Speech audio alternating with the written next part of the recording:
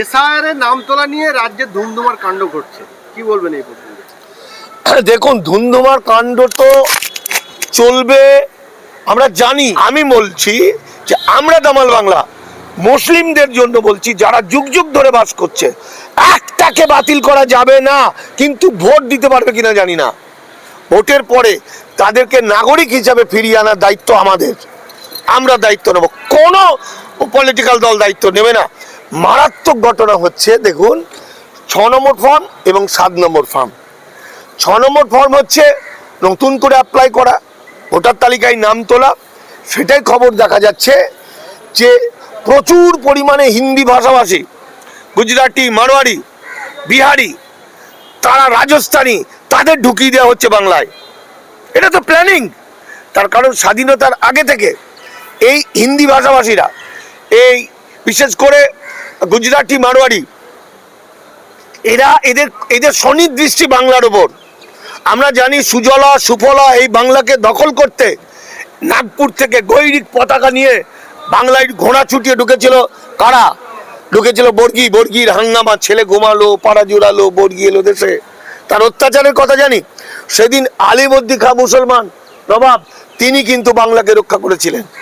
ঠিক একইভাবে বর্গীর হাঙ্গামার মতো বর্গীদের যে উত্তরসূরি আরএসএস, তার আদর্শ হচ্ছে ওই বর্গী বাহিনী, এবং তারাও কিন্তু গৈরিক পতাকা নিয়ে হেলিকপ্টারে চেপে বছরের পর বারবার বাংলা আসছে দখল করতে, তাই তো? একই মানে। এবং বাংলাকে দখল করে, বাংলার সমস্ত মাটি দখল করে, বাংলার মানুষকে কৃতদাস বানিয়ে ওরা কিন্তু দখল নেবে, এটা শুরু করে দিয়েছে। লক্ষ লক্ষ মানুষ 6 নম্বর ফর্ম ফিল আপ করছে, অবাঙালি, তারা ঢুকে পড়ছে বাংলায়। আর আমার মূর্খ আদিবাসী উদ্বাস্তু ভাইরা, মূর্খ আমি কেন বলছি, সবাইকে বলছি না, যারা নিজের শত্রু চিনতে পারলো না। গতকালকে একটা বক্ষ বিদীর্ণ করা ঘটনা দেখলাম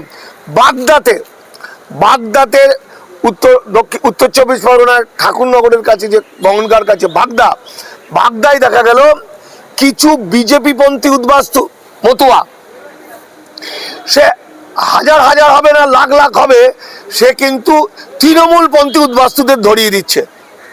অর্থাৎ তারা বিডিও অফিসে গিয়ে একজন 1000, 2000, 5000, 10,000 করে স্ট্যাম্প মেরে মেরে সই করে করে কমপ্লেন দিচ্ছে।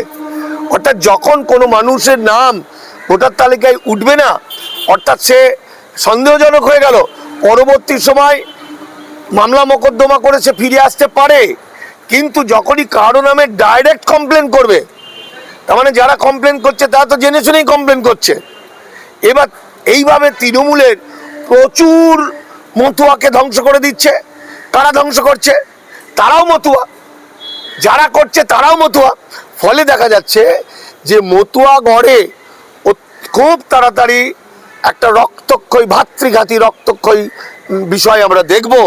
গৃহযুদ্ধ লাগবে, এবং ধীরে ধীরে ধীরে ধীরে ধীরে মতুয়া বিষয়টাই কিন্তু খবরের কাগজের 5 পাতায় এক লাইনে ছোট্ট লেখা হবে।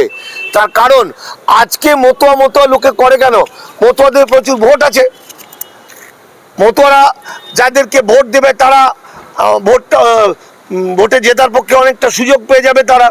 ফলে মতুয়া গড়ে তৃণমূল থেকে, কংগ্রেস থেকে, সিপিএম থেকে, বিজেপি থেকে, আইএসএফ থেকে সব মতুয়া গড়ে ডেরা নিয়েছিল। কিন্তু কেন ডেরা নিয়েছিল? ওরা কিন্তু মানুষ দেখতো না, ওরা ভোট দেখতো, কত ভোট আছে। এখন যখন ওদের ভোট শেষ, তখন কিন্তু ওদের খবর আর কাগজে আসবে না। ইল্লিগাল মাইগ্রেন্টদের খবর বেশি আসে না, খবরের কাগজে দেয় না।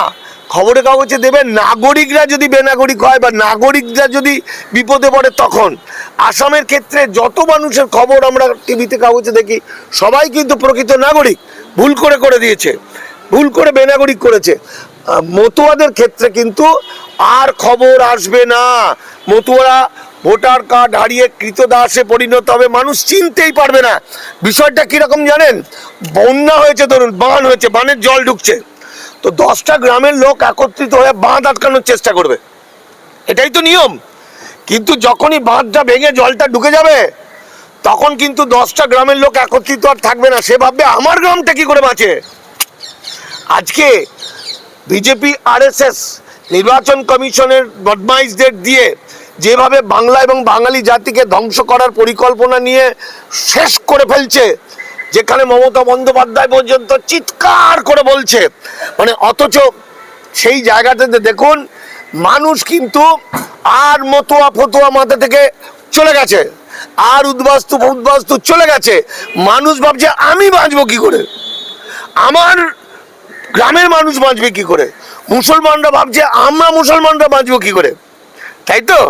আমার এখানে SC ST OBC এরা ভাবছে আমরা বাঁচবো। এখন কিন্তু আমরা আমরা আমরা আমরা হয়ে গেল, মানে আমি হয়ে গেল। আমি বাঁচবো কি করে, আমার ছেলে বাঁচবে কি করে, আমার বউয়ের নামটা বাতিল হবে না তো? এতদিন আমরা কিন্তু একটা নিরাপদের পরিণতি আলটিমেটলি কি সেটাও জানি। এর পরিণতি আমরা 6 মাস ধরে, 1 বছর ধরে, 2 বছর ধরে, 3 বছর ধরে বলেছি। তখন NRC বলতাম, এখন SIR বলছি। কিন্তু এই পরিণতির কথাগুলো পলিটিক্যাল দলরা মাথায় নেয়নি। কালকে মোহাম্মদ সেলিম বলছেন এগুলো আমরা বুঝতে পারিনি, মানে এরকম ভাবে বুঝতে পারিনি। নওশাদ সিদ্দিকী যে বড় বড় ভাষণ দিয়েছিল যে আমরা SIR এর পক্ষে, হ্যাঁ বলছে না আমরা পক্ষে ছিলাম, এখন এরকম ভাবে আমি বুঝতে পারি। আসলে যারা RSS এর স্লিপার সেলের লোক, তারা নিজেরা রাজনীতি করে বাঙালি জাতিকে একটা ভয়াবহ বিপদের মধ্যে ফেলে দিল, যেখানে দেখা যাচ্ছে আমার বাংলার 4.5 কোটি 5 কোটি মানুষ চিরকালের জন্য বেনাগরিক হবে। এখন ঘটনা হচ্ছে যে বাঙালিদের এতদিন আমরা জানছিলাম যে উদ্বাস্তু বা অবৈধ অনুপ্রবেশকারীদের গ্রেপ্তার করবে বা ধরবে বা তাদের ভোটার তালিকা থেকে নাম বাদ যাবে। কিন্তু এটা মনে রাখতে হবে, যেটা আমি বারবার বলছিলাম, অবৈধ অনুপ্রবেশকারী বা বাংলাদেশিদেরকে গ্রেপ্তার করতে গেলে, বেনাগরিক করতে গেলে আগে মুসলমানদের করবে। কারণ মুসলমানদের করলে তবেই বেনাগরিকরা নাচবে আনন্দে, আর সেই সুযোগে বেশি করে জাল ফেলবে এবং তুলে নেবে।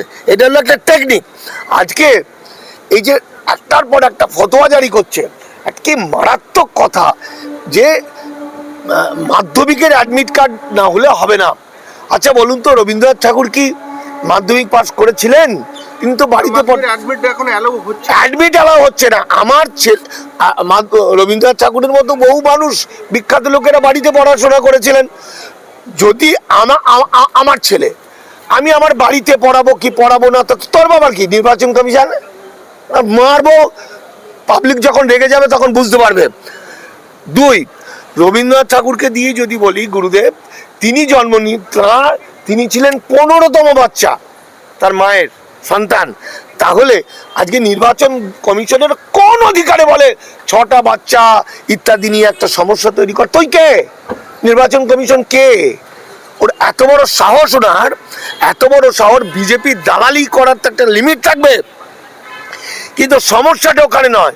সমস্যাটা দেখুন, যেহেতু মহিলারা এখানে রাজ্য সরকারকে ভোট দেয় এবং মুসলমানরা বুক দিয়ে আটকে রাখে রাজ্য সরকারকে, তৃণমূলকে, তাহলে মুসলমানদের ভোট কাটতে হবে।